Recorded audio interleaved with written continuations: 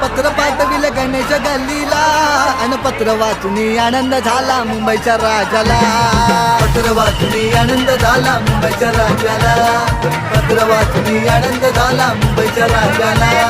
अनेक रूपे घेऊन येतो माझा गणराया, कधी विष्णू श्रीकृष्ण माझा शिवशंकर भोळा.